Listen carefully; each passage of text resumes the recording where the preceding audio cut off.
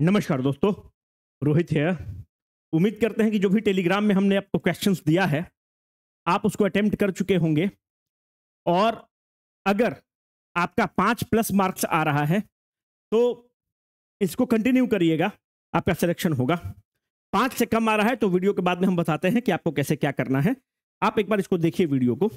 आज हम लोग बहुत कम समय में बहुत हॉलिस्टिकली बहुत इंपॉर्टेंट थीम्स को कवर करने की कोशिश करेंगे। आप देखिए वीडियो को। चलिए, पहला क्वेश्चन है कि slash and burn agriculture in Brazil is called. Hindi वाले नीचे आपके लिए लिखा रहेगा। देखो, अगर बीपीएससी का एक इंपॉर्टेंट थीम तुम देखोगे तो तुमसे झूम कल्टीवेशन से पूछता है, वो स्लैश एंड बर्न एग्रीकल्चर से पूछता है। जो ट्राइबल समुदाय होता है, जो नोमैडिक पीपल्स होते हैं, वो एक एरिया को लेंगे, वहां पर जो वेजिटेशन है उसको बर्न करेंगे, वहां पर कुछ दिन खेती करेंगे, फिर कहीं और चले जाएंगे। समय के अंतराल के बाद आप देखेंगे कि वो जो एरिया को उन्होंने बर्न किया था वो रिग्रो कर लेता है। तो इसी को आप कहते हैं स्लैश एंड बर्न एग्रीकल्चर। तो जो slash and burn agriculture Brazil में होता है उसको आप रोका कहते हैं। कोनुको कहां कहते हैं? वेनेजुएला में कहते हैं। देखो, एक फैक्ट बेस्ड है, पर आप स्टेट पीसेस की तैयारी करते हैं तो आपको याद करना पड़ेगा। रे कहां बोलते हैं? वियतनाम में बोलते हैं। एम मतलब मिलाप, मिल्पा, और मिल्पा केस कहां पे बोलते हैं? मेक्सिको में बोलते हैं। ये फैक्ट है जो आपके एनसीईआरटी में दिया हुआ है, और इस तरह का क्वेश्चन बीपीएससी पूछता है, इसलिए ये महत्वपूर्ण है। इसको आपको याद करना पड़ेगा। You don't have the other choice left. ठीक है, इसको ध्यान रखेंगे। सेकेंड क्वेश्चन तुम देखो, आल्प, रॉकी, एंडीज। अगर तुम देखोगे तो बीपीएससी का एक बहुत इंपॉर्टेंट थीम है माउंटेन रेंज। तो माउंटेन रेंज तुमको इतना तो पता होना चाहिए कि कौन सी माउंटेन श्रृंखला कहां पर है। और अगर ये तुमको नहीं पता है तो फिर अच्छी बात नहीं है। जैसे तुम देखो, जो आल्प की श्रेणी की बात हो रही है, जो आल्प माउंटेन सिस्टम है वो कहां पर है? यूरोप में है। तो हमको थोड़ा सा ये पता होना चाहिए कि जो आल्प माउंटेन श्रेणी यूरोप में है, इसका हाईएस्ट पीक क्या है? इसका हाईएस्ट पीक का नाम है माउंट ब्लैंक। फिर हमको यह भी पता होना चाहिए कि जो आल्प माउंटेन श्रेणी है किस किस देश से होकर गुजरता है। तो आप देखोगे कि फ्रांस से होकर गुजरता है, जर्मनी से होकर गुजरता है, स्विट्जरलैंड से होता है, ऑस्ट्रिया से होता है। बट हम एग्जाम में कंफ्यूज कर सकते हैं। तो if we will peep into the mind of the question maker, we will come to know कि यहां पर एक नोटेबल एब्सेंटी है। वो नोटेबल एब्सेंटी इंग्लैंड है। हमको ये अगर बात पता है कि जो आल्प की श्रेणी का हाईएस्ट पिक माउंट ब्लैंक है, आल्प की श्रेणी यूरोप में है और किस देश से नहीं गुजरता है, तो करेक्ट आंसर हो जाएगा इंग्लैंड। अगर ये फैक्ट हमारे पास पता है कि नोटेबल एब्सेंटी इंग्लैंड है, तो हमारा चीज आसान है, will arrive at the right answer. Mark my word. तो आल्प की श्रेणी यूरोप में किस देश से नहीं गुजरता है? इंग्लैंड से। किस देश से गुजरता है? ऑस्ट्रिया से, फ्रांस से, जर्मनी से। इन देशों से होकर वो गुजरता है। रॉकी माउंटेन सिस्टम कहां है? रॉकी माउंटेन सिस्टम आपका नॉर्थ अमेरिका में है। एंडीज माउंटेन सिस्टम कहां है? एंडीज एक इंपॉर्टेंट माउंटेन सिस्टम है। कहां पर है? साउथ अमेरिका का है। जो अगर तुम देखोगे तो साउथ अमेरिका का एक हाईएस्ट पीक है। जो साउथ अमेरिका का जो हाईएस्ट पीक है उसका क्या क्या नाम है? Mount Aconcagua. Mount Aconcagua is the highest peak of the South America and that of the Andes also. My dear friends, these all are the examples of what? These all are the examples along with the Himalayas. These are the examples of the young fold mountain. Because जो young fold mountain होता है, इनकी ऊंचाई बहुत ज्यादा होती है, इनका हाइट बहुत ज्यादा होता है। These are the classic example of the young fold mountain. This is an important theme. Let me reiterate categorically कि mountain system एक important theme है उसका, वो आपसे पूछता है। तो ये माउंटेन सिस्टम के बारे में हमको थोड़ा सा आइडिया लगा। अभी यहां पर लगे हाथ आपको और बता देते हैं कि एक एटलस माउंटेन है। जो एटलस माउंटेन है वो अफ्रीका में है। अभी उसको हम लोग डिस्कस करेंगे। तो अगर हम लोगों को ये चीज पता है ना मोटा मोटी, तो चीजें फिर बहुत आसान है, चीजों को खींचना बहुत आसान है। तो थोड़ा सा हम लोग एक बार करते हैं साउथ अमेरिका को। अगर साउथ अमेरिका कॉन्टिनेंट को देखोगे तो जब प्राइमा फेसी जब हम इस कॉन्टिनेंट को देखते हैं तो हमको क्या दिखता है? इसका शेप कैसा है, इसकी आकृति कैसी है? तो सर हम देख रहे हैं कि सर इसकी आकृति जो है वो ट्रायंगुलर है। लग रहा है कि यहां पर टिप है और ऐसे जाके एक ट्रायंगल बन रहा है, तो एक ट्रायंगुलर आकृति दिख रही है। दूसरा हम देख रहे हैं कि यहां पर बर्ड्स बहुत पाए जाते हैं। Hence it is often called as the birds continent. 1/3 bird species आपको साउथ अमेरिका में मिलता है। Hence it is often called as the birds continent. Keep this in mind. इस देश को और अगर हम ध्यान से देखते हैं तो हम ये पाएंगे कि इस देश में सबसे बड़ा कौन सा देश आपको दिख रहा होगा? तो आपको ब्राजील दिख रहा होगा। ये जो ब्राजील है, it is the largest country in the south America, largest country in the south America है। ये जो ब्राजील है, यहां पर कॉफी कल्टीवेशन बहुत जबरदस्त रूप से होता है, और जो यहां पे जो कॉफी का प्लांटेशन होता है, उस प्लांटेशन का नाम है फजेंडा। तो अगर एग्जाम में कभी पूछे कि फजेंडा क्या है, तो कॉफी कल्टीवेशन जो साउथ ब्राजील में होता है उसको फजेंडा बोलते हैं। Brazil is one of the top exporter of the coffee. जब top exporter of the coffee है तो इसके पास एक पोर्ट है, उस पोर्ट का नाम है पोर्ट ऑफ द सेंटोस। तो अगर एग्जाम में कभी पूछे कि पोर्ट ऑफ सेंटोस कहां है, तो ब्राजील में है। ये पोर्ट ऑफ द सेंटोस जो है किस चीज के लिए है? ये कॉफी एक्सपोर्ट का हब है, यहां से कॉफी एक्सपोर्टेशन बहुत ज्यादा होता है। यहां पर आप बाबू देखिए तो वेनेजुएला है। वेनेजुएला के पास one of the largest reservoir of the crude oil है। ये जो वेनेजुएला है, यहां पर एक लेक है, उस लेक का नाम है लेक माराकाइबो। लेक माराकाइबो से इतना ज्यादा नेचुरल गैस का एक्सट्रैक्शन हुआ है कि लेक माराकाइबो के पास एक पोर्ट है, और वो पोर्ट जो है वायल एक्सपोर्ट के लिए जाना जाता है, और लेक माराकाइबो से नेचुरल गैस और क्रूड ऑयल दोनों निकलता है। इस चीज का तुम ध्यान रखना। यहां पर तुम देखो तो यहां पर एक कोलंबिया देश है, ये इक्वाडोर देश है, ये पेरू देश है, ये आपका चिली देश है, ये आपका पराग्वे है, ये बोलिविया है, ये ब्राजील है, फिर आप यहां पर देखिएगा तो उरुग्वे है, अर्जेंटीना है। अगर आप ध्यान से देखिएगा तो जितने भी आपको देश दिख रहे हैं, ये पानी के साथ बॉर्डर बना रहे हैं। मात्र 2 देश यहां पर लैंडलॉक्ड है। एक जो देश है वो है बोलिविया, और एक जो देश है वो पराग्वे। तो जो लैंडलॉक्ड देश हैं साउथ अमेरिका में, बहुत इंपॉर्टेंट हो जाता है, 2 ही देश है। एक है पराग्वे, बहुत इंपॉर्टेंट है, ध्यान देना, और दूसरा जो देश है वो है बोलिविया। पराग्वे के साथ दे देगा उरुग्वे, तुम टिक करके आ जाओगे। उरुग्वे देखो पानी के साथ बॉर्डर शेयर कर रहा है, इधर पानी है ना। पर यहां पर पराग्वे और बोलिविया, बीपी से याद रखना। तुम्हारी महिला मित्र से तुम बतियाते हो तो तुम्हारा क्या हो जाता है? बीपी हाई हो जाता है। तो बीपी क्या होता है? जब बीपी हाई होता है तुम्हारा दिमाग चोक हो जाता है। तो उसी तरह से ये लैंडलॉक्ड है। तो बोलिविया और पेरू ये क्या है? लैंडलॉक्ड है, मात्र 2 ही देश है। यहां पर एक देश कोलंबिया को ध्यान से देखो। कोलंबिया एक देश है जिसका ये वाला जो पार्ट आप देख रहे हैं, ये पैसिफिक ओशन से बॉर्डर शेयर करता है, और ये वाला जो पार्ट है आप इसको देखिएगा कि ये अटलांटिक ओशन से बॉर्डर शेयर करता है। तो कोलंबिया एक ऐसा देश है जो पैसिफिक ओशन और अटलांटिक ओशन दोनों से बॉर्डर शेयर करता है, हेंस ये एक पिक्यूलियर पॉइंट बन जाता है। इसको आप ध्यान रखिएगा। यहां पर देखिए अर्जेंटीना के जो राइट साइड में आप देखिएगा, तो अर्जेंटीना के राइट साइड में मेरे भाई एक डिजर्ट है, उस डिजर्ट का नाम है पैटागोनियन डिजर्ट। तो अगर आपसे कभी एग्जाम में पूछेगा कि पैटागोनियन डिजर्ट क्या है, तो पैटागोनियन डिजर्ट एक कोल्ड डिजर्ट है। तो पैटागोनियन डिजर्ट एक कोल्ड डिजर्ट है, और कहां पर है? तो अर्जेंटीना में है। अर्जेंटीना के दाहिने साइड में है, राइट साइड में है, नियर टू द अंटार्कटिका है। जो आप चिली देखेंगे तो चिली के पास भी एक डिजर्ट है। इस डिजर्ट का मेरे भाई नाम है आटाकामा डिजर्ट। और जो आटाकामा डिजर्ट है चिली में, ये जो आटाकामा डिजर्ट है, it is the driest desert of the earth. ये ड्राइएस्ट डिजर्ट है। तो अब हमको लगे हाथ बता दो कि सबसे बड़ा डिजर्ट कौन है। जो सबसे बड़ा डिजर्ट है वो अभी आपको अफ्रीका पर पढ़ाएंगे।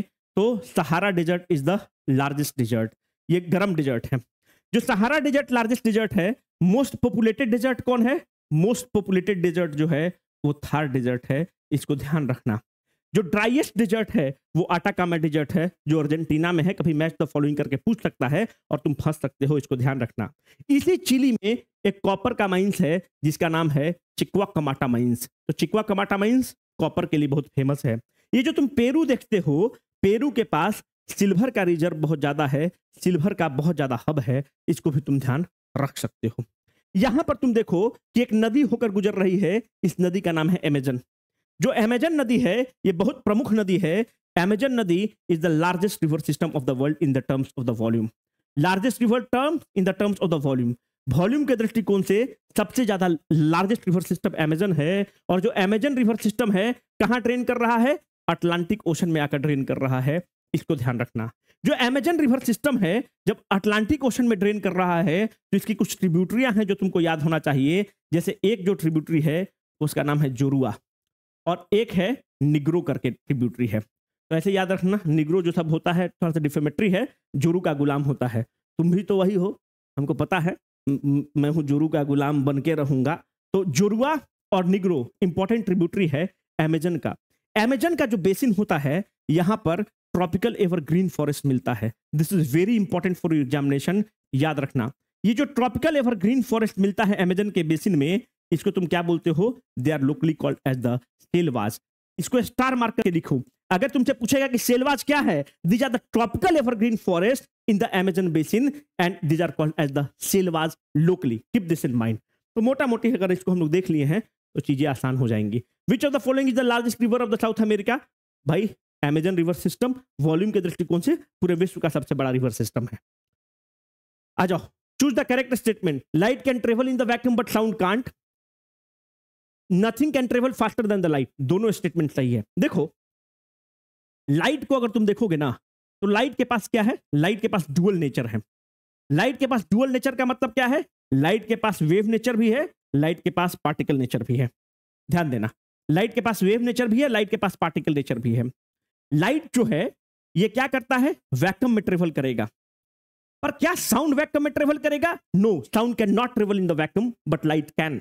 Anything, nothing can travel faster than the light. Light सबसे ज्यादा स्पीड में ट्रेवल करता है, और लाइट सबसे ज्यादा स्पीड कहां होता है? वैक्यूम में ट्रेवल करता है 3 × 10⁸ मीटर पर सेकेंड से। लाइट का स्पीड सबसे स्लो कहां होता है? डायमंड में अगर तुम देखोगे तो लाइट का स्पीड बहुत ज्यादा स्लो होता है क्योंकि इसकी रिफ्रैक्टिव इंडेक्स ज्यादा होती है। अब ध्यान से देखो, साउंड जो है वैक्यूम में नहीं ट्रेवल करेगा, साउंड को मीडियम चाहिए होता है। तो यहां पर याद रखना कि जो साउंड होता है, speed of the sound is highest in the solid, speed of the sound is second largest in the liquid, speed of the sound is highest in, सबसे कम होता है गैस में, वैक्यूम में ट्रेवल ही नहीं कर सकता है। अब ध्यान से देखो, साउंड जो होता है सब चीज पर डिपेंड करता है पर प्रेशर पर डिपेंड नहीं करता है। अगर साउंड में तुम ह्यूमिडिटी बढ़ाओगे, इसका मतलब कि लिक्विड का कंटेंट बढ़ा रहे हो, तो स्पीड ऑफ द साउंड क्या हो जाएगा? बढ़ जाएगा। ह्यूमिडिटी बढ़ेगा तो स्पीड ऑफ द साउंड बढ़ जाएगा। इसको तुम ध्यान रखना। अब ध्यान से देखो, 2-3 प्रोसेस है लाइट का। जो एक प्रोसेस होता है उसको तुम बोलते हो रिफ्रैक्शन ऑफ द लाइट। जो रिफ्रैक्शन ऑफ द लाइट होता है, इसमें क्या होता है कि अगर आप एक मीडियम से दूसरे मीडियम की तरफ जा रहे हैं तो speed of the light speed up होगा या स्लो होगा। उदाहरण के तौर पर, अगर हवा रेयर मीडियम है, अगर पानी में जा रहा है, हवा से अगर कोई चीज लाइट पानी जा रहा है तो स्पीड क्या हो जाएगा? स्लो हो जाएगा। अगर कोई भी लाइट रेयर से डेंस मीडियम की तरफ जा रहा है तो उसका स्पीड स्लो हो जाएगा। इसको तुम ध्यान रखना।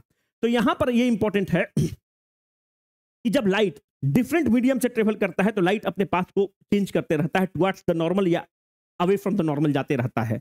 अब ध्यान रखो कि जो तारा टिमटिमाता है, जिसको तुम ट्विंकलिंग ऑफ स्टार्स बोलते हो, this twinkling of the star is because of the refraction of the light. फिर तुम कभी जब रॉड को देखना कि जब तुम रॉड को पानी में डालते हो तो रॉड तुमको बेंट दिखता है, that is because of the refraction of the light. फिर ध्यान से देखना, जो स्विमिंग पूल में तुम डुबकी मारने जाते हो, जो स्विमिंग पूल में तुमको पानी सैलो दिखता है, जितना गड्ढा होता है उससे कम दिखता है, this shallow depth is because of the refraction of the light. Star mark करके लिखो, these are because of the refraction of the light. कुछ और फैक्ट को लो। अब ध्यान से देखो, एक होता है टोटल इंटरनल रिफ्लेक्शन। जो टोटल इंटरनल रिफ्लेक्शन होता है उसमें क्या होता है? लाइट जो होता है डेंस से रेयर मीडियम की तरफ जाता है और एक क्रिटिकल एंगल होता है, जैसे उस क्रिटिकल एंगल को पास करता है तो लाइट रिफ्लेक्ट कर जाता है। तो टोटल इंटरनल रिफ्लेक्शन कहां कहां तुमको देखने को मिलता है? जो रोड पर तुम मिरेज देखते होगे वहां पर मिलता है। और कहां पर तुमको देखने को मिलता है? ऑप्टिकल फाइबर्स में देखने को मिलता है। याद रखोगे ध्यान से, यही पूछता है तुमसे डायरेक्टली, ऑप्टिकल फाइबर्स में देखने को मिलता है। और कहां पर तुमको देखने को मिलता है? जब पेट वगैरह में तुम जाओगे ना, तो अगर मानते हैं कि अगर इंडोस्कोपी करने की जरूरत हो गई, अगर पेट को जांचने की जरूरत हो गई तो इंडोस्कोप लगाता है, तो इंडोस्कोपी में भी आपको टोटल इंटरनल रिफ्लेक्शन देखने को मिलता है। एक होता है सोप बबल। जो सोप बबल होता है वो ग्लिटर करता है। तो याद रखना, जो सोप बबल में ग्लिटरिंग होता है वहां पर टोटल इंटरनल रिफ्लेक्शन भी होता है, साथ में इंटरफेरेंस ऑफ द लाइट भी होता है। अब एक क्वेश्चन तुमको बाहर नहीं जाएगा, इसी के अराउंड वो घुमा फिरा के पूछता है। तो जो glittering of the soap bubble है वो टोटल इंटरनल रिफ्लेक्शन और इंटरफेरेंस के कारण होता है। तीसरा, आप देखते होंगे कि स्काई जो होता है ब्लू कलर का दिखता है। अगर आप देखते हैं कि सूर्य भगवान उदय के समय और सूर्यास्त के समय रेड कलर के दिखते हैं, जो आप ओशन देखते हैं ये भी आप ब्लू कलर का देखते हैं, ये सारा जो प्रोसेस होता है ये स्कैटरिंग ऑफ द लाइट के कारण होता है। ध्यान देना, इसको स्कैटरिंग ऑफ द लाइट के कारण होता है। बस इसको नोट कर लो, एक भी क्वेश्चन बाहर इससे नहीं जाएगा। क्यों होता है? देखो, बहुत सिंपल एक फॉर्मूला होता है कि इंटेंसिटी जो होता है inversely proportional to the lambda to the power 4 होता है। अगर तुम डिस्पर्शन ऑफ द लाइट में देखोगे तो एक फॉर्मूला तुमको पता होगा जिसका नाम है विवग्योर। जब विबग्योर में तुम देखोगे तो जो रेड लाइट होता है इसका वेवलेंथ बहुत ज्यादा होता है, फ्रीक्वेंसी बहुत कम होता है। तो अगर वेवलेंथ बहुत ज्यादा है मतलब लैम्डा अगर ये बहुत ज्यादा है तो इनवर्स रिलेशन है, इसका मतलब कि स्कैटरिंग बहुत कम हो जाएगा। तो अब तुम देखो अगर गाड़ी बहुत दूर पर खड़ी रहती है तो अगर उसका जो पीछे वाला जो बल्ब रहता है लाल कलर का होता है तो जो लाल होता है उसका वेवलेंथ बहुत ज्यादा होता है तो बहुत ज्यादा डिस्टेंस ट्रेवल करता है। दूसरी बात, उसका चूंकि वेवलेंथ बहुत ज्यादा है तो स्कैटरिंग ऑफ द लाइट बहुत कम है। जब लाइट का स्कैटरिंग बहुत कम होता है तो सीधे आंख तक पहुंचता है, इसीलिए लाल जो ट्रैफिक लाइट हो रहता है लाल कलर का होता है। जब गाड़ी खड़ी रहती है तो लाल लाइट जला रहता है। दूसरा बात, जो सूर्योदय और सूर्यास्त होता है, जब जब सूर्योदय या सूर्यास्त होता है तो सूर्य भगवान एकदम हॉरिजन के पास होते हैं। जब अपने हॉरिजन के पास होते हैं तो सूर्य की रोशनी को डिस्टेंस बहुत ज्यादा ट्रेवल करना पड़ता है। बाकी जितने भी लाइट होते हैं ये आसमान में स्कैटर हो जाते हैं, पर रेड लाइट स्कैटर नहीं होता है क्योंकि उसकी वेवलेंथ सबसे ज्यादा है और जिसका वेवलेंथ ज्यादा है उसका स्कैटरिंग कम होगा, तो उसका स्कैटरिंग कम होता है और सीधे हमारे आंख तक पहुंच पाता है। इसीलिए तुम देखना कि सूर्योदय या सूर्यास्त के समय सूर्य भगवान हमको कैसा दिखते हैं, सूर्य भगवान हम लोग को रेड दिखते हैं। इसी को तुम डॉन एंड ट्विलाइट बोलते हो। तो 2 मिनट पहले उदय हो जाता है, 2 मिनट पहले लेट सूर्यास्त होता है, तो हम लोग को 4 मिनट का टाइम एक्स्ट्रा मिल जाता है। दूसरा एक इंपॉर्टेंट फैक्ट देख लो, जब सूर्य भगवान धरती पर पहुंचते हैं तो कितना टाइम लगता है, 8 मिनट 20 सेकंड टाइम लगता है। फैक्ट की बात हो रही, थोड़ा सा देख लो। चंदा मामा का लाइट कितना में पहुंचता है, 1 मिनट 28 सेकंड में चंदा मामा का लाइट हम लोग के पास पहुंचता है, धरती पर पहुंचता है। तो ये मोटा मोटी कुछ कंसेप्ट है जो तुमको पता होना चाहिए। स्कैटरिंग ऑफ द लाइट, जो स्काई जो है ब्लू कलर दिखता है, स्कैटरिंग ऑफ द लाइट, पानी ब्लू कलर दिखता है, स्कैटरिंग ऑफ द लाइट। अब थोड़ा सा रेनबो में आ जाओ। जो रेनबो का जो फॉर्मेशन होता है ये क्या होता है, रिफ्रैक्शन ऑफ द लाइट के कारण होता है। दूसरा, रिफ्लेक्शन ऑफ द लाइट के कारण होता है। तीसरा, डिस्पर्शन ऑफ द लाइट के कारण होता है। डिस्पर्शन मतलब क्या होता है कि जो व्हाइट लाइट है अपने कंस्टिट्यूएंट पार्टिकल के रूप में जब टूटता है तो उसको तुम डिस्पर्शन ऑफ द लाइट बोलते हो। जो एक लाइट जो व्हाइट लाइट विवगर के रूप में टूटता है, violet, indigo, blue, green, yellow, orange, red, इसको तुम कहते हो डिस्पर्शन ऑफ द लाइट। मेरे भाई एक चीज याद रखना कि रेनबो में सब कुछ होता है पर रेनबो में टोटल इंटरनल रिफ्लेक्शन नहीं होता है, नहीं होता है, नहीं होता है, नहीं होता है, नहीं होता है। बस इसको हम क्लास में डिराइव करके भी बताए हुए हैं, पर याद रखना कि वो नहीं होता है टोटल इंटरनल रिफ्लेक्शन। एक बस तुम लोग का सलाह है, बार बार करंट अफेयर्स को लेकर तुम लोग का आ रहा है कि सर करंट अफेयर्स का कुछ बता दीजिए। भाई हम एक ही, तुमको 500 बार भी हमसे पूछोगे तो एक ही सलाह देंगे। ये जो करंट अफेयर्स में जो हम दिए हुए हैं नोट्स, इसको तुम 5 से 7 बार करो। धरती पे कोई ताकत तुमको नहीं रोकेगा, हम बोल रहे हैं। 5 से 7 बार तुमको करना है। जो बिहार करंट अफेयर करा दिए हैं तुम फालतू लेके परेशान हो रहे हो। बिहार करंट अफेयर में जितना वीडियो दे दिए हैं, पिछली बार का वीडियो यूट्यूब पर अवेलेबल है, जाकर चेक कर लो कि 90 से 95% स्ट्राइक रेट है कि नहीं। तो जो बिहार करंट अफेयर में जो नोट्स दे दिए हैं उसको कर लो, जो नेशनल करंट अफेयर्स में तुमको नोट्स दे दिए हैं उसको कर लो। वो पर्याप्त होगा तुमको करंट अफेयर्स निकालने के लिए। बाकी तुम्हारी मर्जी रहेगी, जितना परेशान होना है तुम परेशान हो लो। चलो, है ना। तो याद रखना कि सब कुछ होगा वहां पे टोटल इंटरनल रिफ्लेक्शन रेनबो में नहीं होगा। इस चीज को हम लोग को ध्यान रखना है। रेनबो का फॉर्मेशन 12 बजे नून में नहीं होगा, क्योंकि रेनबो का जो फॉर्मेशन होता है जहां पर सूर्य भगवान की किरणें उसके अपोजिट डायरेक्शन में होता है। 12 बजे नून पे सूर्य भगवान एकदम माथे पर होते हैं तो धरती पर उसका रेनबो नहीं बन सकता है। इसको तुम ध्यान रखना। अब ध्यान से आओ। It is generally said that the actress Aishwarya Rai is blessed with a beautiful blue eyes. अच्छा, पब्लिक इसी में खो गया होगा। ब्यूटीफुल, उसकी आंखें नसीली हैं, रंगीन हैं। This blue colour of her eye is due to, correct answer iris हो जाएगा। देखो, अभी आई ट्रांसप्लांट हुआ है एम्स पटना में, तो एक करंट अफेयर का क्वेश्चन हो जाएगा कि बिहार में आई ट्रांसप्लांट कहां हुआ, तो पटना एम्स में हुआ है। अब ध्यान से देखो, जो आगे वाला ये वाला जो पार्ट तुम्हारा होता है आंख का, इसको तुम कहते हो कॉर्निया। ये वाला जो पार्ट तुम्हारा होता है ये तुम्हारा लेंस है। ये वाला जो पार्ट तुम्हारा है इसको तुम कहते हो आइरिस। और ये वाला जो पार्ट जिसको लेंस से कनेक्टेड होता है इसको तुम कहते हो सिलियरी मसल। और यहां पर होता है रेटिना, और रेटिना पर इमेज आपका बनना स्टार्ट होता है। देखो, जो अमाउंट ऑफ द लाइट, जो आई ट्रांसप्लांटेशन में क्या होता है, याद रखना कि जब आंख का ट्रांसप्लांटेशन होता है तो पूरा कॉर्निया का ट्रांसप्लांटेशन होता है, पूरा कॉर्निया ट्रांसप्लांट होगा। तो अगर एग्जाम में कभी पूछेगा कि आई ट्रांसप्लांटेशन में क्या होता है, कॉर्निया होता है, आइरिस होता है, रेटिना होता है, क्या होता है, तो कॉर्निया का ट्रांसप्लांटेशन होता है। देखो, आंख में कितना amount of the light inter करेगा, आप देखते होंगे ना कि आंख चौंधिया गया, आदमी बोलता है गांव देहात में, आंख चौंधुआ गया। तो अमाउंट ऑफ द लाइट जो आंख में इंटर करेगा और जो आंख का लाइट कलर होगा, ये कौन डिसाइड करता है? आइरिस डिसाइड करता है। आंख ट्रांसप्लांटेशन किसका होता है? कॉर्निया का पूरा ट्रांसप्लांटेशन होता है। जो तुम देखते होगे कि अगर कोई ऑब्जेक्ट तुम देखे तो तुम क्या बोलते हो कि ये ऑब्जेक्ट गोल है, कोई बोल सकता है सर स्क्वायर है, कोई बोल सकता है रेक्टेंगल है। तो ये कैसे पता चलता है? ये तुम बोलोगे कि सर आंख से पता चलता है। मेरे भाई, जो आंख में दो सेल्स होता है, एक जो सेल्स होता है उसको तुम कहते हो रॉड सेल्स। बहुत इंपॉर्टेंट है, ध्यान रखना। रॉड सेल का संख्या कितना होता है? 100 मिलियन के आसपास रॉड सेल का संख्या होता है। जो रॉड सेल होता है ये ऑब्जेक्ट के शेप को हमको डिटरमाइन करता है। एक जो होता है आंख में उसका नाम है कॉन सेल्स। जो कॉन सेल्स होता है ये 10 मिलियन इनकी संख्या होती है। और जो कॉन सेल्स होता है ये क्या दिखाता है? वो ऑब्जेक्ट का कलर क्या है उसको बताता है कि लाल, पीला, हरा, नीला, सफेद कैसा है वो बताता है। रॉड सेल्स और कॉन सेल्स का ये मतलब होता है बेसिकली। जो रेटिना पर जो तुम्हारा इमेज बनता है, जो पर्दा है जहां पर इमेज बनता है, जो इमेज बन रहा है कैसा बनता है? उल्टा बनता है। जो इमेज बनता है कैसा बनता है? रियल इमेज बनता है। जो इमेज बनता है वो कैसा बनता है? जितना ऑब्जेक्ट होता है उससे छोटा बनता है। तो तुम बोलते हो कि ये मास्टर ये बताओ, जब छोटा इमेज बनता है, उल्टा इमेज बनता है, तो फिर हमको सीधा कैसे दिखता है? हमारा ब्रेन उसको प्रोसेस करता है और प्रोसेस करने के बाद वो हमको देता है। आप ये बताओ कि अगर एक आंख से 1 किलोमीटर, तो कमेंट सेक्शन में बताओ दो आंख से कितना किलोमीटर? पहला क्वेश्चन उत्तर देना है। एक आंख से 1 किलोमीटर, तो दो आंख से, करेक्ट आंसर इज 2 किलोमीटर। जो जो इससे सहमत हैं एकदम हमको सही कमेंट करके बताओ, तुम मेरे एकदम भाई हो, कलेजा हो, ठीक है? तो कमेंट करना है, एक आंख से 1 किलोमीटर तो दो आंख से कितना किलोमीटर। अच्छा, अगर ये वीडियो तुम लोग को ठीक लगा होगा तो बताना कमेंट सेक्शन में।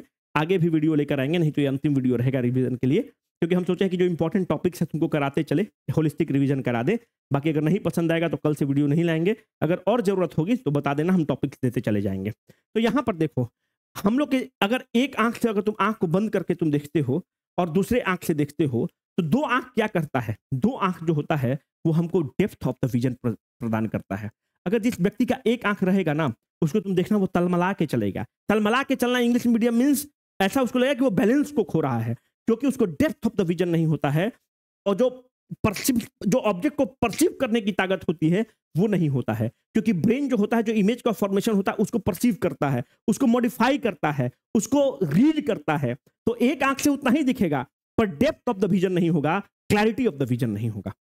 और जो भी आदमी डेप्थ ऑफ द विजन नहीं होता है, क्लैरिटी ऑफ द विजन नहीं होता है। इसीलिए दो आंख की जरूरत है, ताकि हमको डेप्थ रहे, क्लैरिटी रहे, प्रॉपर हम उसको एसेस कर सकते हैं। जिसके भी मम्मी पापा वगैरह को डायबिटीज वगैरह होगा, उनके डायबिटीज को कंट्रोल करो, क्योंकि डायबिटीज जो है आई हेमरेज बहुत कराता है और बहुत खतरनाक है डायबिटीज। तो इसका तुम ध्यान रखना, ठीक है? यहां पर एक जो लिक्विड होता है, उस लिक्विड का नाम है एक्वस ह्यूमर। यहां पर जो लिक्विड भरा रहता है उसका नाम है vitreous humour. Aqueous humour, vitreous humour, इसको तुम ध्यान रखना, ये बहुत महत्वपूर्ण है। Blue colour of the sky is associated with the scattering of the light, जो अभी तुमको बताए हैं। Twinkling of the stars is primarily due to the refraction of the light, याद रखना। डिफ्रैक्शन ऑफ द लाइट क्या होता है? देखो, अगर मानते हैं कि एक स्लिट है, और जब एक स्लिट है, इस स्लिट से अगर तुम लाइट को तुम भेजे, तो इसको जो ये लाइट ऐसे यहां पर निकलता है, इसको डिफ्रैक्शन ऑफ द लाइट बोलते हैं। तो याद रखना, अगर ऑप्शन में कभी डिफ्रैक्शन ऑफ द लाइट देगा तो वो आंसर नहीं होगा, क्योंकि हम लोग के सिलेबस में डिफ्रैक्शन ऑफ द लाइट नहीं पढ़ना है। दूसरा, एक देगा तुमको हमेशा इंटरफेरेंस ऑफ द लाइट। तो इंटरफेरेंस ऑफ द लाइट मात्र एक ही जगह हम लोग के सिलेबस में इस्तेमाल होता है, वो होता है सोप बबल में, जो तुमको हम बता चुके हैं। बस हमको करेक्ट करना है, ज्यादा हमको वैज्ञानिक नहीं बनना है। याद रखना, सोप बबल में इंटरफेरेंस ऑफ द लाइट और टोटल इंटरनल रिफ्लेक्शन का यूज होगा, और कहीं नहीं इस्तेमाल होगा। जो डिफ्रैक्शन ऑफ द लाइट अपने सिलेबस में है ही नहीं, से डिफ्रैक्शन ऑफ द लाइट कहीं भी रहेगा, उसको फटाक से काट देना, वो तुम्हारा आंसर में नहीं होगा, हमेशा नहीं होगा। मोस्ट ऑफ द टाइम हम बता रहे हैं अपने सिलेबस के हिसाब से। Which of the following river cuts the equator twice? अब थोड़ा सा हम लोग देखते हैं इसका करेक्ट आंसर क्या हो जाएगा। कॉन्गो रिवर और द जैरे रिवर, ये तुम्हारा अफ्रीकन कॉन्टिनेंट है। देखो, अगर एरिया के दृष्टिकोण से और पॉपुलेशन के दृष्टिकोण से देखोगे तो सबसे बड़ा देश कौन, सबसे बड़ा कॉन्टिनेंट कौन? एशिया। एरिया के दृष्टिकोण से और पॉपुलेशन के दृष्टिकोण से देखोगे तो सेकंड सबसे बड़ा देश को कॉन्टिनेंट कौन? सेकंड लार्जेस्ट कॉन्टिनेंट हो जाएगा अफ्रीका। अफ्रीका वो कॉन्टिनेंट है जिसके पास सबसे ज्यादा देश है, 54 कंट्री इसके पास है। इस अफ्रीका देश को, अफ्रीका कॉन्टिनेंट को हम लोग क्या बोलते हैं? पठारों का द्वीप बोलते हैं। इस देश कॉन्टिनेंट को क्या बोलते हैं? This is often called as the dark continent. इसको तुम डार्क कॉन्टिनेंट भी बोलते हो। ये एक ऐसा कॉन्टिनेंट है जहां पे ट्रॉपिक ऑफ द कैंसर, भूमध्य रेखा इक्वेटर और ट्रॉपिक ऑफ द कैप्रिकॉर्न तीनों पास करता है। एक चीज तुमको जब साउथ अमेरिका बता रहे थे तो एक चीज बताना यहां पे ध्यान रखना कि यहां पर तुम देखो इक्वेटर है। इक्वेटर कहां से पास कर रहा है? इक्वेटर इक्वाडोर से पास कर रहा है, कोलंबिया से पास कर रहा है, ब्राजील से पास कर रहा है। तो याद रखना ईसीबी से पास कर रहा है। ईसीबी अगर इकोनॉमिक्स वगैरह पढ़े होगा तो होगे तो उसमें वर्ड है एक एक्सटर्नल कॉमर्शियल बोरोइंग, वैसे हम याद रखे हैं कि ईसीबी से पास करता है। इक्वेटर इक्वाडोर, कोलंबिया और ब्राजील से पास करता है। एक याद रखना, एक है महादलित पैसा चोर, वो कुछ भी क्वेश्चन पूछ सकता है। तो जो महादलित पैसा चोर किसको कहते हैं कमेंट सेक्शन में बता दो, ठीक है। महादलित पैसा चोर जो है हमको भाई पता नहीं है उसका नाम, तुम कमेंट सेक्शन में बताओ कि महादलित पैसा चोर कौन है। और जो महादलित पैसा चोर है वो चिंदी सवाल पूछ सकता है। जब चिंदी सवाल पूछ सकता है तो हम लोग को रेडी रहने की जरूरत है, चिंदी से दूर रहना है। देखो लंगा से खुदा हरे, है ना, लंगा से खुदा हर जाता है। तो हम लोग तैयार रहेंगे। तो महादलित पैसा चोर कौन है कमेंट बताओ। महादलित पैसा चोर तुमसे पूछ सकता है कि इक्वाडोर, कोलंबिया और ब्राजील से इक्वेटर गुजरता है कि नहीं गुजरता है, हम लोग को तैयार रहना है। महादलित पैसा चोर डाल तो हम लोग पात रहेंगे। चलो हाँ, तो याद यहाँ पे ध्यान रखना कि अफ्रीका जो कॉन्टिनेंट है यहाँ पे tropic of the cancer, equator और ट्रॉपिक ऑफ द कैप्रिकॉर्न तीनों पास करता है। यहां पर देखो ट्रॉपिक ऑफ द कैंसर है। ट्रॉपिक ऑफ द कैंसर क्या हो गया? 23.5 डिग्री नॉर्थ। इक्वेटर भूमध्य रेखा हो गया 0 डिग्री हो गया। ट्रॉपिक ऑफ द कैप्रिकॉर्न क्या हो गया? 23.5 डिग्री साउथ हो गया ट्रॉपिक ऑफ द कैप्रिकॉर्न। एक चीज को ध्यान रखना, यहां पर एक नदी है जिसको तुम कहते हो जैरे नदी, और जैरे नदी is often called as the Congo नदी। ये जो जैरे नदी और जो कॉन्गो नदी है ना, ये इक्वेटर को 2 बार कट करेगी, ठीक है, अफ्रीका में। यहां पर एक नदी है लिम्पोपो नदी, जो लिम्पोपो नदी है वो ट्रॉपिक ऑफ द कैप्रिकॉर्न को 2 बार कट करेगी। याद रखना लिम्पोपो नदी ट्रॉपिक ऑफ द कैप्रिकॉर्न को 2 बार कट करेगी। यहां पर 23.5 डिग्री नॉर्थ क्या है? Tropic of the cancer. Bharat में एक नदी है जिसका नाम है माही। माही इसको 2 बार कट करेगी, एक बार मध्य प्रदेश में कट करेगी और माही इसको 2 बार कट करेगी। तो याद रखना, अगर इंडिया के केस में तुम देखोगे तो एक नदी है माही। हमें बता रहे ना, फैक्ट बेस्ड क्वेश्चन पूछ देगा तो तुम क्या करोगे? चिंदी आदमी का कोई पता है? जो माही नदी है ये क्या करता है? ट्रॉपिक ऑफ कैंसर को, मतलब ट्रॉपिक ऑफ द कैंसर मतलब क्या हो गया? 23.5 डिग्री नॉर्थ को 2 बार कट करेगी। ट्रॉपिक ऑफ कैंसर, सॉरी, माही नदी कहां ड्रेन करती है? वेस्ट में जाती है, अरबियन सागर में, अरबियन ओशन में ड्रेन करती है। तो इसको ध्यान रखना। अगर तुम इस अफ्रीका कॉन्टिनेंट को देखोगे तो इसका जो सबसे बड़ा देश है क्षेत्रफल के दृष्टिकोण से, एरिया के दृष्टिकोण से सबसे बड़ा देश अल्जीरिया। सबसे बड़ा देश पॉपुलेशन के दृष्टिकोण से नाइजीरिया, पॉपुलेशन के दृष्टिकोण से। ये वाला जो बेल्ट होता है, जो वेस्टर्न साइड वाला जो बेल्ट होता है, इसको तुम क्या बोलते हो? माघरेब बोलते हैं, माघरेब बोलते हैं। यहां पर एक माउंटेन श्रेणी है। यार देखो माउंटेन श्रेणी बहुत इंपॉर्टेंट है, वो तुमसे एग्जाम में पूछता है। यहां पर जो माउंटेन श्रेणी है उसका नाम है एटलस माउंटेन। ध्यान रखना, इसका नाम है एटलस माउंटेन। तो एटलस माउंटेन ये जो है यहां पर एटलस माउंटेन है। यहां पर पूरा इस पार्ट में तुम देखोगे तो यहां पर सहारा डेजर्ट है। जो सहारा डेजर्ट है बेसिकली, वो जो सहारा तुम डेजर्ट देख रहे हो, Sahara desert is the largest desert. Sahara desert is the largest desert. यहां पर एक बहुत गर्म हवा बहता है, उस विंड का नाम है सिरोको विंड। तो सिरोको विंड क्या है? वार्म विंड है जो डेजर्ट में बहता है, जो अफ्रीका में बहता है, इस वाले पूरा सहारा डेजर्ट में बहता है। इस रीजन को मैघरेब बोलते हैं। एटलस माउंटेन जो होता है ये डेजर्ट को फैलने से रोकता है, and this Atlas mountain acts as a border between, यहां पर सहारा डेजर्ट है और यहां पर मेडिटेरेनियन सी है, इसके बीच में बॉर्डर के रूप में काम करता है। इसको तुम ध्यान रखोगे। अब ध्यान से देखो, एक कॉन्गो बेसिन है। जो कॉन्गो बेसिन है, जो democratic republic of the Congo के पास जो कॉन्गो बेसिन होता है, ये second largest tropical evergreen belt है। जो कॉन्गो बेसिन है ये सबसे बड़ा tropical evergreen forest Amazon basin. जो second largest tropical evergreen forest कहां मिलेगा? Congo basin. इसी कॉन्गो बेसिन में एक ट्राइब होता है जिसका नाम है पिग्मी ट्राइब, और पिग्मी ट्राइब जो है बहुत शॉर्ट हाइट का होता है और केला उसको बहुत पसंद है। अफ्रीका में तुम देखोगे तो ये तुम्हारा साउथ अफ्रीका है, ये तुम्हारा बोत्सवाना है, ये नामीबिया है। यहां पे मेरे भाई ये तीनों देश के पास एक डेजर्ट है। उस डेजर्ट का जो नाम है, उस डेजर्ट का नाम है कालाहारी डेजर्ट। तो कालाहारी डेजर्ट कौन कौन देश में फैल रहा है? साउथ अफ्रीका, बोत्सवाना, नामीबिया में। इस कालाहारी डेजर्ट में एक ट्राइब रहता है जिसको सान ट्राइब बोलते हैं या बुशमैन ट्राइब बोलते हैं। और अगर तुम हमसे पूछोगे कि सर आपका फेवरेट ट्राइब कौन है, तो मेरा बुशमैन ट्राइब फेवरेट है। और अगर हमको जीवन में जाने का कहीं मौका मिलेगा तो हम कालाहारी डेजर्ट जाना चाहेंगे। ये जो बुशमैन भैया है ये गजब चीज है। ये राइस जानते हो क्या खाता है? दीमक को खाता है। और मेरा भी बड़ा इच्छा है कि इन लोगों के साथ बैठ के खाते चॉपस्टिक से। ये क्या करता है? Dimak is often called as the rice of the bushman.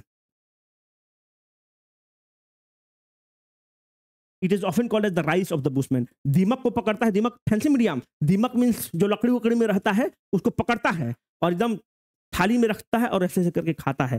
तो बुशमैन ट्राइब जो है कालाहारी डेजर्ट में है। अगर एग्जाम में पूछेगा कि पिग्मी ट्राइब्स कहाँ है? कॉन्गो बेसिन में। बुशमैन ट्राइब कहाँ है? कालाहारी डेजर्ट में। जो कालाहारी डेजर्ट कहाँ एक्सटेंड करता है? साउथ अफ्रीका, नामीबिया और बोत्सवाना में। यहाँ पे जो है वो बुशमैन ट्राइब मिलता है। बुशमैन ट्राइब का मुख्य खाना क्या है? दीमक पकड़ के खाता है चावल की तरह। Hence dimak is often called as the rice of the bushman. यहाँ पर बोत्सवाना में एक स्वैम्प है। उस स्वैम्प का नाम है ओकोवेंगो स्वैम्प। तो अगर एग्जाम में कभी पूछे कि ओकोवेंगो स्वैम्प यूनेस्को का साइट है, ओकोवेंगो स्वैम्प कहाँ है, स्वैम्प कहाँ है दलदल, तो बोत्सवाना में है। इसको तुम ध्यान रखोगे। ये तुम देखो, ये तुम्हारा जो है हॉर्न ऑफ अफ्रीका कहलाता है। हॉर्न मतलब ऐसे लगेगा कि सींग है अफ्रीका का। तो ये कौन कौन देश में हॉर्न ऑफ अफ्रीका है? उसका नाम है सीड। थोड़ा सा हम फास्ट कर रहे हैं, हमको पता है, पर हमको पता है कि आपके पास समय कम है इसलिए हम फास्ट कर रहे हैं।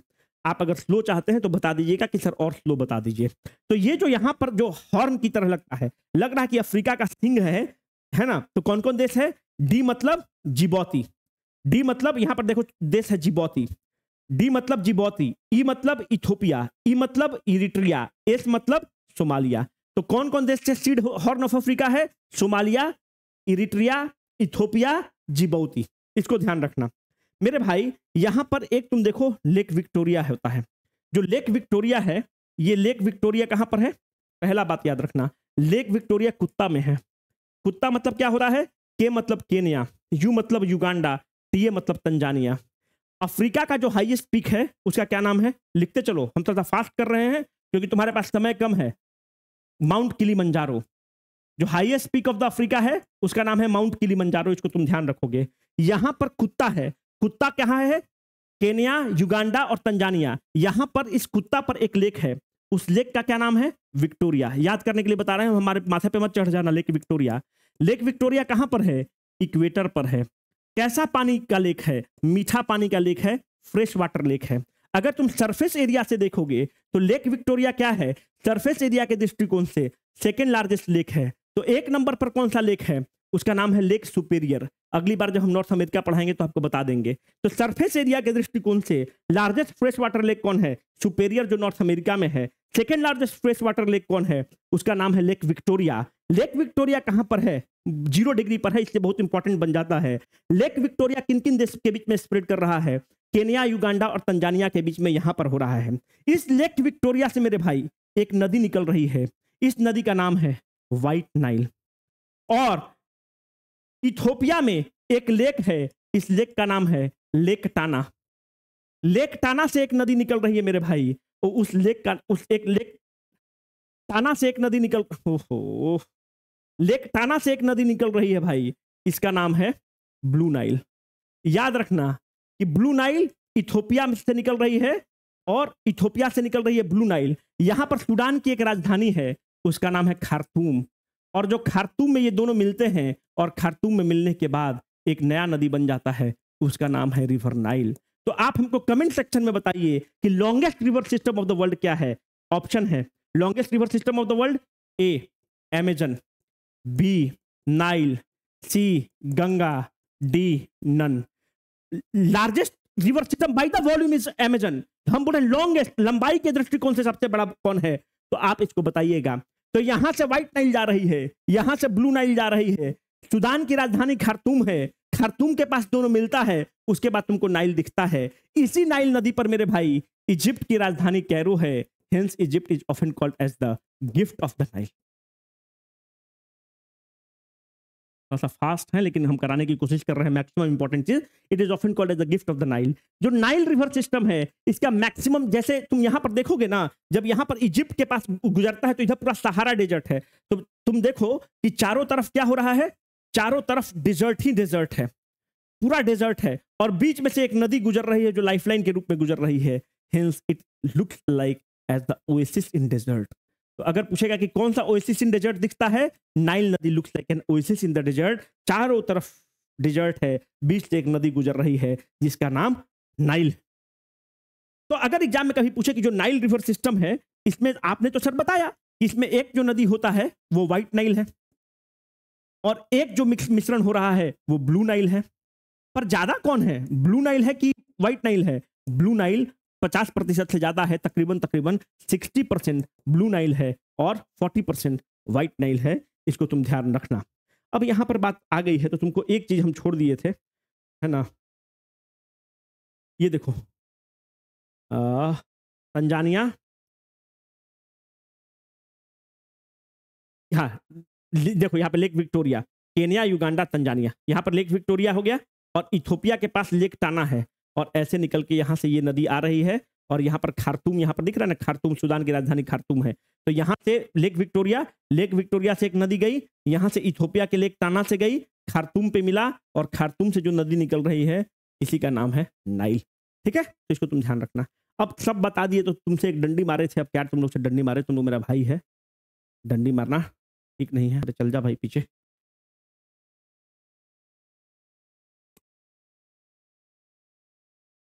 क्या हुआ? तो क्या तुम लोग से डंडी मारे? देखो, हाँ यहां पर देखो, ये बोलिविया है, ये पेरू है, यहां पर एक लेक है, इस लेक का नाम है lake Titicaca. Lake Titicaca south America की बात बोल रहे हैं, साउथ अमेरिका कॉन्टिनेंट में है। यहां पर देखो, बोलिविया और पेरू के बीच में, अभी पहले बताए थे कि बोलिविया और पराग लैंडलॉक्ड है, बोलिविया और पेरू के बीच में एक लेक है, उस लेक का नाम है लेक टिटिकाका। लेक टिटिकाका जो है मीठा पानी है, तो FW लिख दिए, मतलब फ्रेश वाटर लेक है, and this is the highest navigable lake of the world. इसलिए बता रहे हैं ना कि पगलवा का क्या भरोसा है, हम पैसे जब चोरी कर लिए हैं तो वन लाइनर ही पूछ दे, तो highest navigable lake of the world. जो highest navigable lake of the world कौन है? Lake Titicaca. Lake Titicaca highest navigable lake of the world है, मतलब वहां पे समुद्रयान चलता है, नाव वाव चलता है। तो लेक टिटिकाका साउथ अमेरिका में है, बोलिविया और पेरू के बीच में है जो आपको दिखा रहे हैं, और लेक विक्टोरिया के बारे में आपको हम ऑलरेडी बता चुके हैं जो बहुत महत्वपूर्ण है। और बेसिकली उसको याद रखना कि 0 डिग्री इक्वेटर पर है। किस किस देश से है? तो कुत्ता देश से है, और वहां से अगर पूछ सकता है कि lake Victoria is the source of the blue Nile और द व्हाइट नाइल, तो व्हाइट नाइल का सोर्स है। इस तरह से क्वेश्चन बना सकता है, तो कंफ्यूज मत करना। एक और चीज तुमको हमको बताना था, हाँ देखो, जो ग्रासलैंड होते हैं ना, ग्रासलैंड देख लेना, ग्रासलैंड उसका एक इंपॉर्टेंट फीचर है। तो देखो, 2 तरह का ग्रासलैंड होता है। एक जो होता है ट्रॉपिकल ग्रासलैंड होता है। ट्रॉपिकल ग्रासलैंड मतलब क्या होता है? जो ट्रॉपिक्स में लाई करता है। ट्रॉपिक मतलब क्या हो गया? 23.5 डिग्री नॉर्थ से 23.5 डिग्री साउथ, इसके बीच में जो ग्रासलैंड होता है वो ट्रॉपिकल ग्रासलैंड होता है। और एक जो होता है वो टेम्परेट ग्रासलैंड होता है, मतलब जो 23.5 डिग्री नॉर्थ से लेकर 66.5 डिग्री नॉर्थ तक चलेगा, 23.5 डिग्री साउथ से लेकर 66.5 डिग्री साउथ तक चलेगा, उसको तुम कहते हो टेम्परेट ग्रासलैंड। तो पहला चीज तो हमको ये बता दो कि जो ग्रासलैंड होता है वो उच्चतम क्वालिटी का कौन होता है? टेम्परेट ग्रासलैंड बेटर क्वालिटी का है ट्रॉपिकल ग्रासलैंड के तुलना में। इसको ध्यान रखना, temperate grassland is more nutritious as compare to the tropical grassland. जो ट्रॉपिकल ग्रासलैंड होता है, यहां पर this tropical grassland locally in Africa, star mark करके लिखोगे, बहुत पूछता है, अफ्रीका में इसको क्या कहते हैं? सवाना बोलते हैं। और इसी ट्रॉपिकल ग्रासलैंड में अफ्रीका में एक ट्राइब रहता है, उस ट्राइब का नाम है मसाई ट्राइब, और ये मेरा सेकंड फेवरेट ट्राइब है, मसाई ट्राइब। जो मसाई ट्राइब है, इट इज जस्ट लाइक अ कसाई। तो ये क्या करता है? ये घूमते रहेगा एकदम तलवार लेके, और कोई भी जानवर मिल गया उसको फटाक से काटेगा, और काट के गर्दन अलग करेगा तो खून आने लगेगा, खून को ऐसे लेके पीना स्टार्ट करेगा, तो उसको कोल्ड ड्रिंक की तरह पीता है।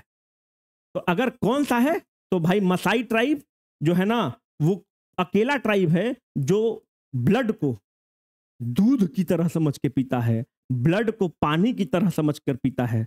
मतलब ये सबको देखने में कितना, मतलब आप सोचिए, क्रांतिकारी लोग हैं। तो सवाना ट्राइब, सवाना में मसाई ट्राइब आपको मिलता है। कालाहारी में बुशमैन ट्राइब मिलता है।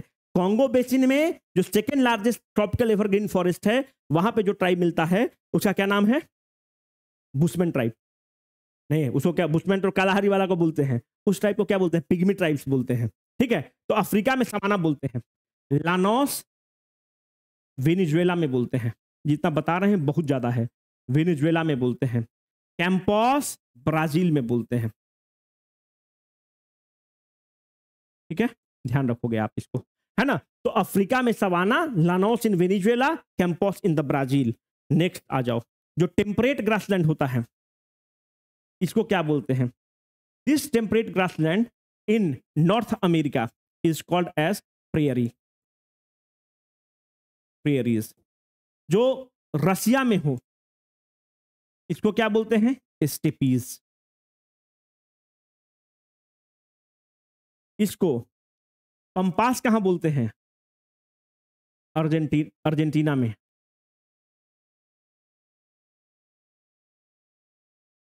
और डाउन्स कहां बोलते हैं इसको? ऑस्ट्रेलिया में। एक क्वेश्चन बाहर नहीं जाएगा, गर्दा मचा के आ जाओगे। कमेंट में बताना कि तुम लोग को पसंद आया कि नहीं। नहीं पसंद आया होगा तो छोड़ देंगे, आज अंतिम लेक्चर रहेगा। पसंद आया तो ठीक है, नहीं तो कोई दिक्कत है नहीं। Signing off for the day, Rohit. Wish you all the best.